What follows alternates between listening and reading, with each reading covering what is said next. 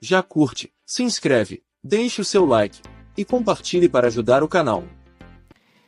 E nesses capítulos nós temos uma concentração de informações a respeito do grande conflito que chega ao fim. E nós vamos entender um pouquinho mais desse tema. Talvez a pergunta que eu mais tenho ouvido em meu ministério seja: pastor, quando é que Jesus volta? Alguns acham que nós pastores temos algum segredo ou alguma profecia oculta que a gente não revela, mas a gente não sabe o dia nem a hora. Mas essa, quem sabe, foi a pergunta que eu mais tenho ouvido no meu ministério. Cristo condicionou sua vinda a vários acontecimentos que já tiveram lugar, mas um deles ainda não. Isso está em Mateus 24:14, que ele disse lá: e será pregado este evangelho do reino para todo mundo, em testemunho a quê? Todas as nações, então virá o fim. O fim só virá quando o evangelho for pregado a toda criatura. Agora, quando nós olhamos os índices de crescimento da igreja adventista, o mesmo da igreja cristã, os índices de natalidade, os desafios geográficos, linguísticos, financeiros, a gente se depara com um dilema: como que o evangelho vai alcançar o mundo inteiro? Como que uma igreja com um pouco mais de 22 milhões de membros espalhados pelo mundo poderá concluir esta obra que nos foi confiada? Há uma resposta. Deus tem uma estratégia para a conclusão da pregação do evangelho. E essa estratégia nós vamos estudar amanhã. Amanhã você vai entender o plano que Deus já estabeleceu em sua palavra, que levará à evangelização do mundo. O plano já está aí. Às vezes a gente não percebe, mas o plano já foi estabelecido. E o detalhe mais interessante é que quem não fizer parte desse plano vai ficar de fora. É o verdadeiro evangelismo integrado. Quem não se integrar vai ficar de fora. Então, qual é a estratégia que Deus vai usar para a conclusão da sua obra? É o que nós veremos amanhã. Eu digo sem medo de errar que amanhã será o tema mais importante da nossa semana. Mais importante de qualquer outro tema que nós estudamos ou ainda estudaremos. O tema de amanhã é o mais importante. Ao mesmo tempo, é um dos temas mais desconhecidos. Te espero amanhã às 8. Hoje, nós vamos dar uma olhadinha em Apocalipse capítulo 13, e dentro dele nós encontramos 2 decretos. E nós vamos falar hoje sobre o primeiro decreto e ainda esta semana sobre o segundo decreto. Em Apocalipse 13 há 2 decretos. Hoje vamos ver o primeiro, que é o decreto dominical. O capítulo 13 de Apocalipse não começa em Apocalipse 13, começa em Apocalipse 10. É por isso que no sábado eu abordei esse tema. Apocalipse capítulo 10, versos 1 e 2 diz assim: vi outro anjo forte descendo do céu, envolto em nuvem, com o arco-íris por cima de sua cabeça, o rosto era como o sol, as pernas como colunas de fogo, tinha na mão um livrinho aberto, e ele pôs o pé direito sobre o mar e o esquerdo sobre a terra. No sábado eu expliquei que essa posição de Cristo, o pé direito no mar e o esquerdo na terra, significa a autoridade que ele tem. Jesus tem autoridade sobre terra e mar. Por isso ele assume essa posição. E agora, quando chegamos em Apocalipse 13, você tem uma besta, um animal que sai do mar, e uma besta, um animal que sai da terra. E por que esses animais se levantam do mar e da terra? É porque no capítulo 10, Cristo pôs o pé no mar e na terra. Ele tem autoridade. Mas esses 2 poderes se levantam para tomar a autoridade de Deus.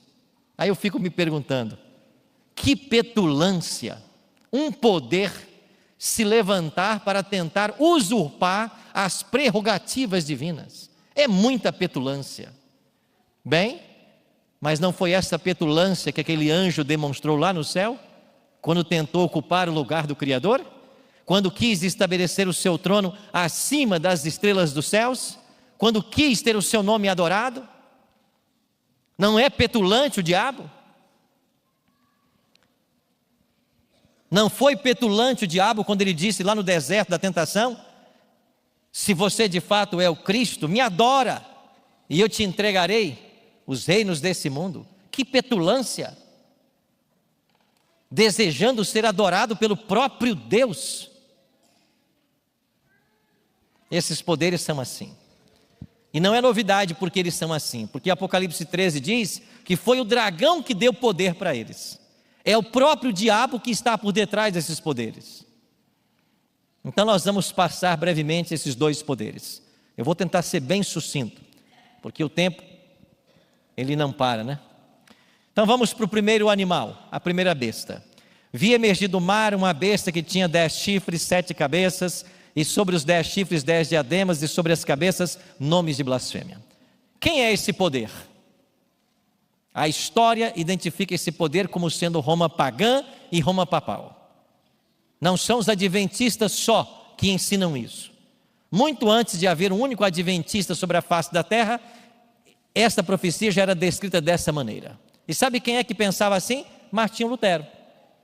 Ele disse que esse poder representa Roma em suas duas fases, lá no século XVI. Sabe quem mais disse isso? Isaac Newton, século XVIII. Isaac Newton disse que esse poder que se levanta do mar é o mesmo chifre pequeno de Daniel capítulo 7, e ele representa Roma nas suas fases imperial e papal. Então os adventistas não são os primeiros, nós aprendemos com eles a respeito disso. Mas será que é verdade essa crença? Será que esta besta que se levanta do mar é uma alusão a Roma em suas fases pagã e papal? Vejamos. É uma besta com 10 chifres e 7 cabeças. O que é besta ou animal? Daniel 7,17 responde: esses grandes animais que são 4 reis que se levantarão da terra. Então na profecia um animal ou uma besta significa um rei ou um reino que se levanta da terra. O que representa 10 chifres? Apocalipse 17,12 responde: os 10 chifres que viste são 10 reis, os quais ainda não receberam reino, mas recebem autoridade como reis com a besta durante 1 hora. Os chifres também são reis, também são reinos. E então, quais seriam esses chifres? Segundo Isaac Newton, os 10 chifres dessa besta que se levanta do mar são os vândalos, álamos, suevos, visigodos, burgúndios, francos, lombardos, bretões, hunos e Ravenna.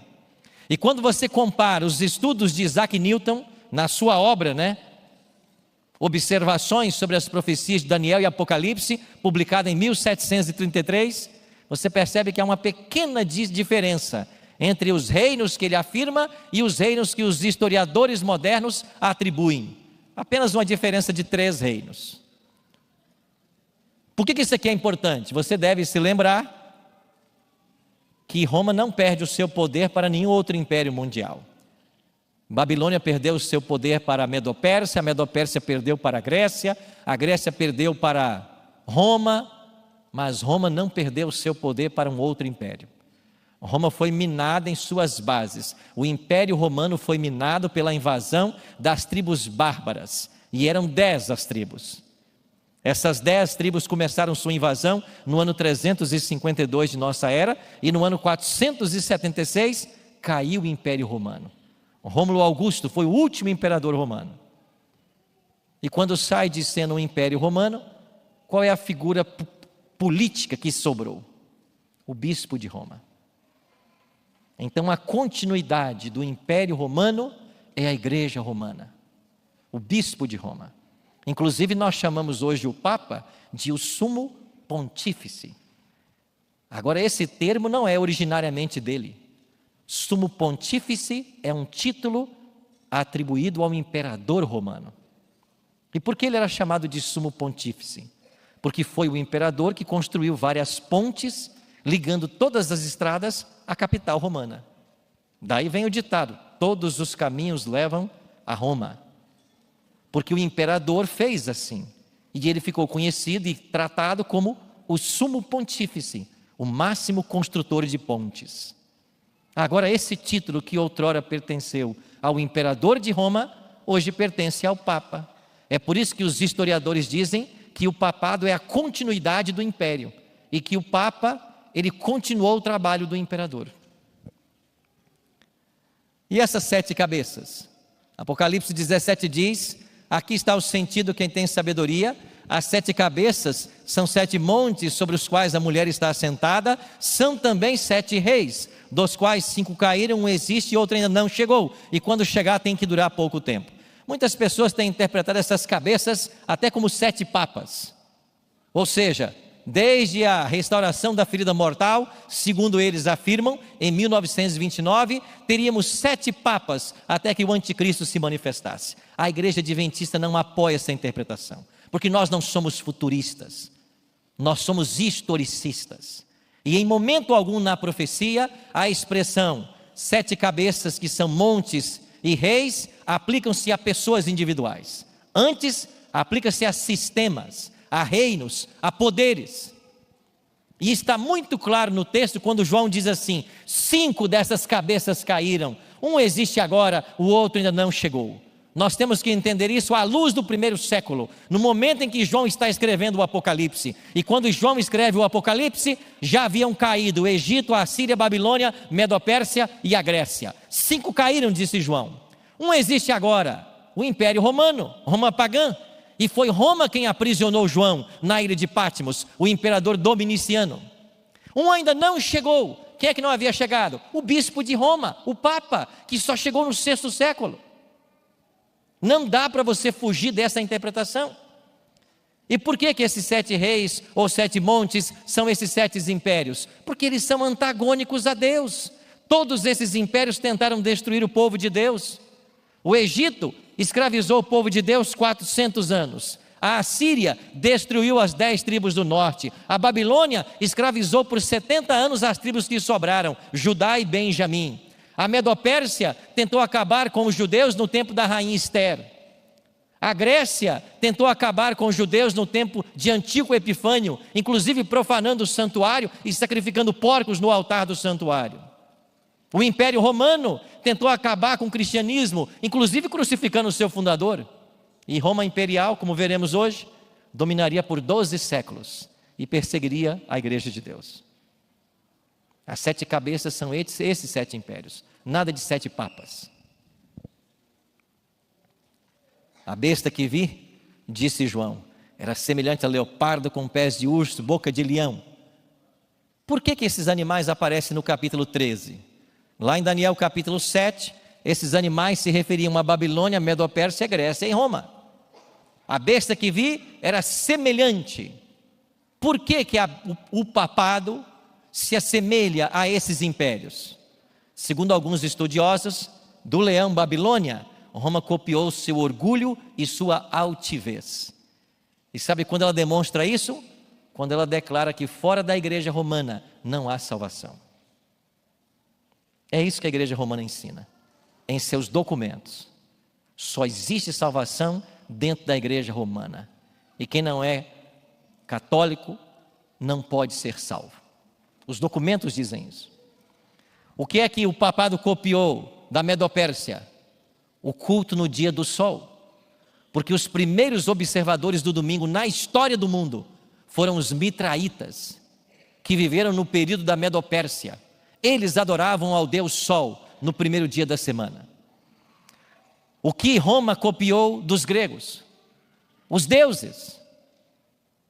Hoje nós temos dentro da igreja romana um panteão de deuses, de santos, que medeiam, que intercedem pelos membros da igreja. E antes de avançar, deixa eu abrir um parêntese aqui. O que falamos hoje a respeito da igreja romana, nada tem a ver com os católicos modernos. Por quê? Porque dentro da igreja católica hoje, está cheia de gente sincera. Milhares de pessoas que estão buscando servir a Deus de todo o coração. O que elas precisam é compreender algumas coisas que ainda não compreenderam. Placa de igreja não salva ninguém. Haverá pessoas salvas dentro de todas as denominações. Porque o que nos salva é a graça de Jesus. E aqueles que vivem à luz do conhecimento que possuem, por isso eles serão julgados. E haverá salvos de todas as igrejas.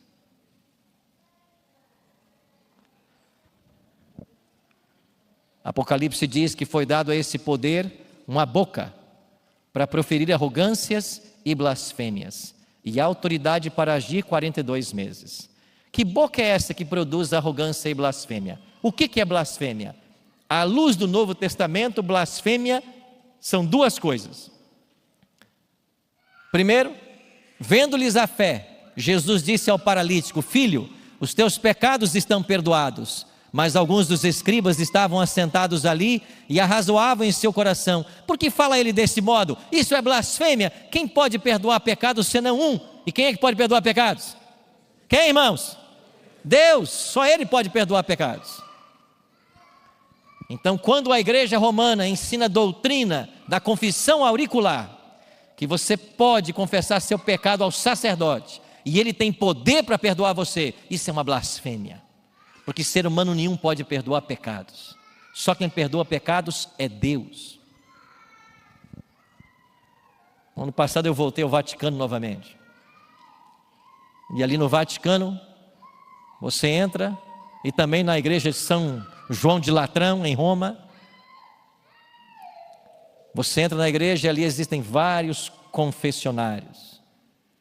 Na igreja de São João de Latrão, por exemplo, tem vários confessionários, e em cima de cada um deles tem a língua que o padre fala: alemão, francês, italiano, inglês, espanhol. Eu não achei o português, não entrei para confessar, não tinha lá. Então você que está visitando a igreja, escolhe a língua que você fala, entra ali, conversa, pede perdão. Um deles saiu do consistório em um momento, eu o abordei e queria saber mais um pouquinho sobre a Porta Santa que tem lá, né? Você sabe que em Roma existem 4 basílicas papais. E uma basílica papal é caracterizada por 2 coisas. Ela tem um altar papal, onde só o Papa celebra a missa, e ela tem uma porta sancta, uma porta que se abre. No passado era a cada 50 anos, agora são 25.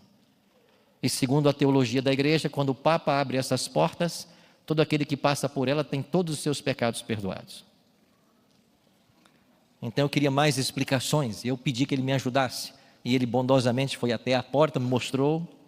A porta estava até interditada, estavam fazendo reformas, mas ela se abre a cada 25 anos, e quem tem que abri-la é o Papa. Mas ele estava ali, dentro do confessionário, ouvindo as confissões e perdoando pecados. Isso é o que é a luz da Bíblia? Blasfêmia. E as pessoas que entram ali são pessoas sinceras, elas aprenderam assim. Elas acham que elas estão fazendo a coisa certa. No ano passado eu visitei os 4 centros de peregrinação da Igreja Católica do mundo.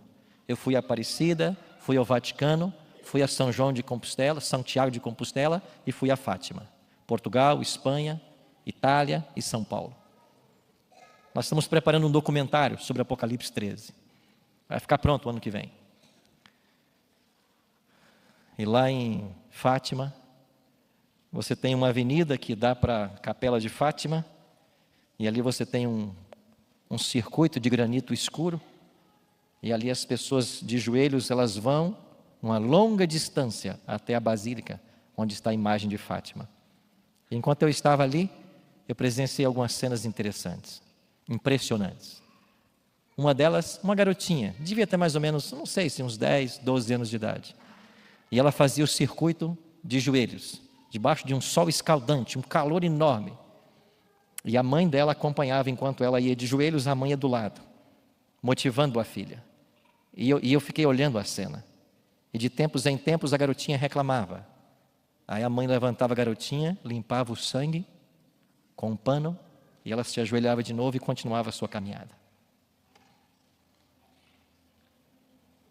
Gente sincera. Aprendeu que isso é que salva. Aprendeu que isso é que traz perdão. Mas não é. É blasfêmia. Achar que algum santo pode perdoar você. Achar que algum sacerdote pode perdoar você. Só quem perdoa é Jesus Cristo. A palavra de Deus diz que nós só temos um mediador entre Deus e o homem, é Jesus Cristo. A palavra de Deus ensina que Ele é nosso advogado. João escreveu: filhinhos, isto vos escrevo para que não pequeis. Todavia, se alguém pecar, nós temos um advogado junto ao Pai. Quem é Ele? Jesus Cristo. Ele é o advogado, não é o sacerdote. Isso é blasfêmia, esse poder é blasfemo. O que mais é blasfêmia à luz da Bíblia? Deixa eu ler aqui só os documentos da igreja. Cânon Católico, Concílio de Trento, páginas 440 e 870. Na confissão, o sacerdote tem o poder de perdoar todos os crimes cometidos depois do batismo. Quando um criminoso confessa seus pecados ao sacerdote, todos os crimes não são somente perdoados, mas destruídos, e o criminoso se torna uma nova pessoa, um santo. Isso é blasfêmia. Nenhum ser humano pode conferir perdão. À luz da Bíblia, não. O que mais é blasfêmia? Jesus foi acusado de blasfêmia porque ele se disse igual ao Pai. Em João 10:30, Jesus disse: eu e o Pai somos um. E eles pegaram em pedras para apedrejá-lo, porque isso significava: eu sou igual ao Pai. E por que Jesus não pecou quando se declarou igual ao Pai? Porque Ele é Deus. Mas qualquer ser humano que tenta ser igual a Deus, nisso ele está blasfemando. E olha o que diz o dicionário eclesiástico católico: o Papa é de tão grande dignidade, exaltado que ele é, não mero homem, mas como se fosse Deus e substituto de Deus. O Papa é de tão grande autoridade e poder que ele pode modificar, explicar e interpretar as leis divinas. Ele pode modificar. Pode? Não. Ele pode tentar. Mudar ele não pode. O Papa Leão XIII declarou: nós detemos nessa terra o lugar do Deus Todo-Poderoso. Quem disse isso? Leão XIII. E quem chegou agora? Leão XIV. A igreja não muda. Não se engane. Roma não muda. Roma acha que o Papa é o próprio Deus na terra. Daí vem o título: o vigário de Cristo. Sabe o que quer dizer a palavra vigário? Quer dizer representante, mas também quer dizer substituto. Quando declaram que o Papa é o vigário, eles declaram que o Papa é o substituto de Deus na terra. É o que disse Leão XIII. É por isso que o Papa aceita adoração. O Papa aceita ser adorado como Deus. O texto de Apocalipse também diz que foi dado a ele autoridade para agir 42 meses. Os meses na Bíblia têm 30 dias. No calendário judaico, 30 vezes 42, 1260. Quando é que esse período se cumpre na história? Começa em 538, com a expulsão da última tribo ariana. O decreto de Justiniano foi em 533, 5 anos antes. 538, a expulsão dos ostrogodos de Roma. E vamos até 1798. Durante esses 12 séculos, a igreja romana fez o que bem entendeu. Perseguiu e matou quantos ela quis, em nome da fé. No ano passado eu fui a Portugal fazer uma série para o Hope Channel, lá de Portugal, no Porto. E eu pregava às noites e de dia visitava os locais que eu achava interessante. E num dos dias da semana eu fui até a cidade de Coimbra. Queria conhecer a Universidade de Coimbra, famosa mundialmente, fundada em 1290. Extraordinária a faculdade, uma biblioteca extraordinária, fundada em 1290, famosa por seu curso de direito. E enquanto eu visitava ali as bibliotecas, um professor da universidade que eu conheci, ele disse: pastor, você já foi na praça da Inquisição, aqui em Coimbra? Eu disse: nem sabia que existia essa praça. Ele disse: então você que gosta de história, vai visitar, fica bem no centro da cidade. E assim que eu terminei minha visita, eu fui lá visitar a praça da Inquisição, em Coimbra. Lá eu tirei essas fotos, tirei várias. Aqui você tem um quadro que lá está falando sobre o alto da fé da Inquisição. A Inquisição foi o pior estratagema que a igreja desenvolveu, que atingiu seu clímax no 12º século. Nessa Inquisição, em Coimbra, preste atenção, na Inquisição da Igreja Romana em Coimbra, 12 mil judeus perderam suas vidas. E nas paredes desse pátio da Inquisição estão os nomes desses judeus mortos. E lá, nesse museu, são preservadas 2 salas onde o alto da fé tinha lugar, onde era montado ali um tribunal. E quem a igreja declarava ser herege vinha para esta sala. Era submetido a interrogatório, a torturas. E lá você vê todas as fotos dos instrumentos de tortura que eles usavam. E um rapaz que lá trabalhava, e eu perguntei, e esse local aqui com essa corda? Ele dizia, isso aqui é a sala original do 12º século. E essa corda aqui, ela está no mesmo lugar que eles colocavam as cordas para enforcar esses hereges. Ou morriam enforcados, ou morriam traspassados, ou então colocavam-se instrumentos onde os pés eram puxados numa direção, os braços em outra, até que a pessoa fosse esquartejada.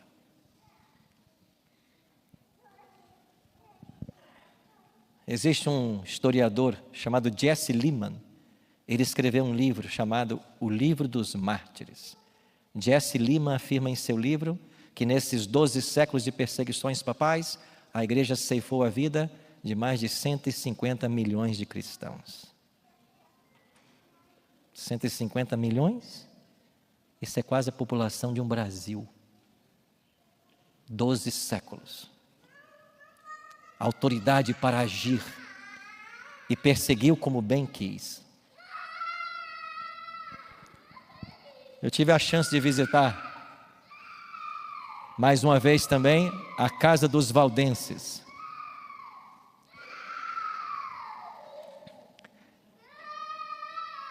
E se você for um dia, ali no norte da Itália, sul da França, eu aconselho você a visitar esse local.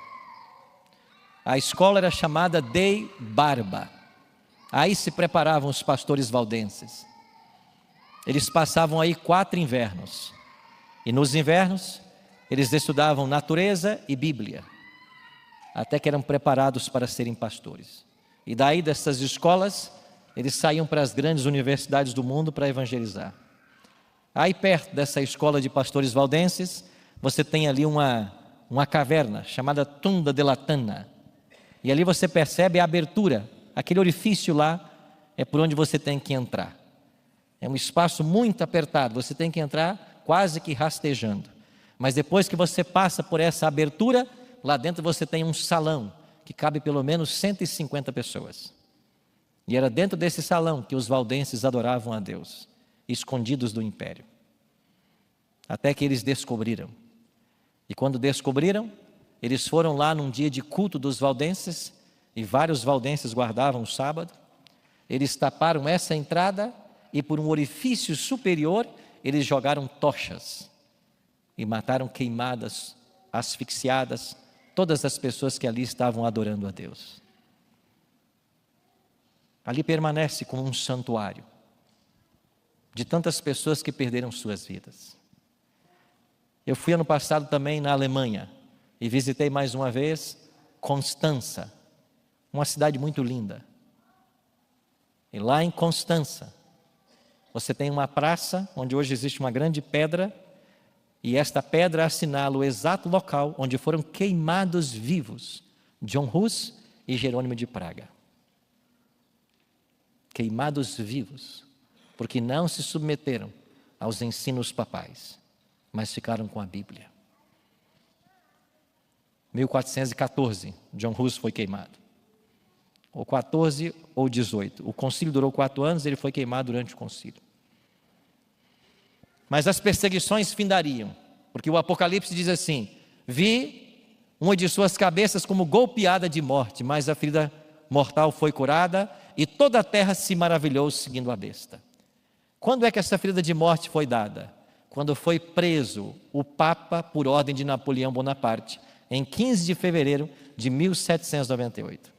O Papa era o Papa Pio VI e ele foi preso por ordem de Napoleão Bonaparte. Quem o prendeu foram dois generais, Berthier e Servani. E eu fui a Paris para encontrar a sepultura de Servani. E ele está sepultado lá no mesmo Museu dos Inválidos, onde está sepultado Napoleão Bonaparte. O general que prendeu o Papa. Mas o Apocalipse 13:8 termina dizendo: adorá-lo-ão todos os que habitam sobre a terra. Mas quem é que vai adorar esse poder? Aqueles cujos nomes, o quê? Não foram escritos no livro da vida do Cordeiro, morto desde a fundação do mundo. Quem é que vai adorar esse poder? Quem não tem seu nome no livro da vida. Porque quem tem o seu nome lá não vai adorar esse poder. Mas os que não têm, adorarão esse poder. Então nós tivemos a prisão do Papa em 1798. Passados alguns anos, 31 anos, passados 131 anos, em 1929, nós temos o que nós consideramos o início da cura da ferida mortal. O início da restauração do poder papal. E por que começa aí? Porque foi aí que Benito Mussolini, líder da Itália, vai devolver para a Igreja Romana os 44 hectares de terra que haviam sido confiscados da Igreja por Napoleão Bonaparte. A Igreja também foi indenizada numa multa milionária pela prisão do Papa, pelo Estado italiano, e ainda foi colocado agora a religião católica romana como sendo a religião oficial do Império. E agora, com o estabelecimento desse novo Estado, de apenas 44 hectares de terra, o Estado do Vaticano, o Papa ganhou o status de chefe de Estado. Começou a ascensão papal. Você vai perceber que a revista Time, de tempos em tempos, atribui ao Papa o título de o Homem do Ano. E essa ascensão chegou vertiginosamente na década de 80, quando nós tivemos o início das relações diplomáticas entre Vaticano e Casabranca, no governo de João Paulo II e o presidente Ronald Reagan. Mas o que mais me assusta foi o que aconteceu no ano passado, quando o Papa Francisco discursou no Capitólio. Foi a primeira vez que um Papa ocupou aquela tribuna. Quando o Papa Francisco esteve nos Estados Unidos em sua primeira visita oficial, ele fez 3 discursos. Um nos Jardins da Casa Branca, um no Senado e o outro na sede da ONU. Mas o que mais me chamou a atenção foi o discurso do Papa Francisco nos Jardins da Casa Branca. Porque ele disse assim: eu estou feliz. Durou 9 minutos o discurso. Está na internet. Eu estou feliz em estar sendo recebido por vocês. Eu que não sou daqui, sou um estrangeiro. Ele é argentino, né? Era argentino. E ele disse assim: assim como também vocês não são daqui e um dia foram recebidos aqui.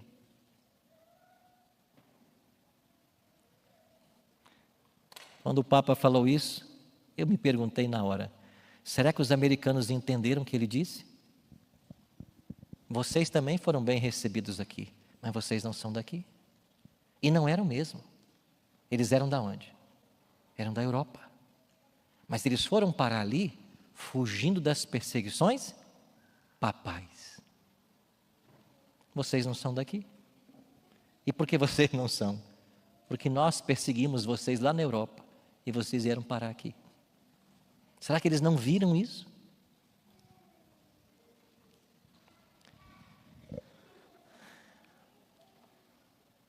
Agora o Apocalipse 13 diz que vai se levantar uma outra besta da terra para se unir ao papado. E agora eu tenho um problema sério. Eu estou no meio da mensagem, já deu 9:05. Eu vou ter que relocar e vou entrar em Apocalipse 13:11 só a partir de amanhã, porque eu não quero me demorar mais. Mas eu queria encerrar então só com esse primeiro poder. E amanhã a gente continua o Apocalipse 13. E eu vou falar da besta da terra, da união desses poderes e do decreto dominical que vem por aí. Mas eu queria encerrar dizendo para você o seguinte: a gente não traz essas informações para falar mal de igreja A ou B. A gente traz essas informações porque é isso que a palavra de Deus profetizou. Isso foi profetizado que aconteceria, e aconteceu. Esse poder está no seu auge. E a Bíblia diz que os habitantes da terra vão venerar mais uma vez esse poder. Quando é que isso vai acontecer? Quando os seres humanos perceberem que os governos, eles são incompetentes para resolver os nossos problemas. Quando eles perceberem que nós precisamos de uma moeda única, nós precisamos nos unir como globo, a nossa casa, e nós precisamos de um governo mundial. E por que não pegar alguém que já tem experiência como no passado? E as pessoas vão se submeter a esse poder mais uma vez. Mas quem é que o Apocalipse diz que vai se submeter? Aqueles que não têm seus nomes no livro da vida. Porque aqueles que têm seus nomes no livro da vida não vão se submeter a esse poder. E então vem a pergunta: pastor, como é que o meu nome vai parar no livro da vida lá nos céus? Sabe como? Vou te mostrar agora. O Ezequiel vai entrar no tanque com o pastor Diego. E quando alguém é batizado, o nome dele é escrito no livro da vida lá nos céus.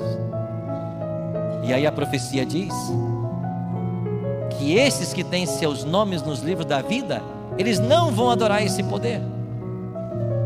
E o Ezequiel veio aqui para justamente mostrar isso, né, Ezequiel? Que você só adora a Deus. Louvado seja Deus, Ezequiel. Nessa noite, ao ser batizado, o teu nome será escrito no livro da vida lá nos céus. E é para perdão dos teus pecados, para a concessão de dons espirituais, que eu e o pastor Diego te batizamos nessa noite. Em nome do Pai, do Filho e do Espírito Santo. Amém.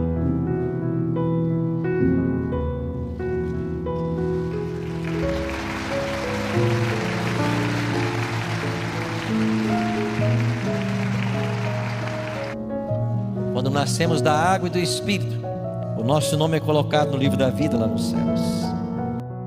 Te abençoe. Meus amigos, esse é o canal Pregadores Adventistas. Se você gostou, já curte, se inscreve, deixe o seu like e compartilhe para ajudar o canal. Vamos levar a mensagem a todo mundo nessa geração, e assim virá o fim. Não sejamos como os antediluvianos que não creram e se perderam. A mensagem de agora é: Jesus está voltando, preparem-se, é chegada a hora do seu juízo.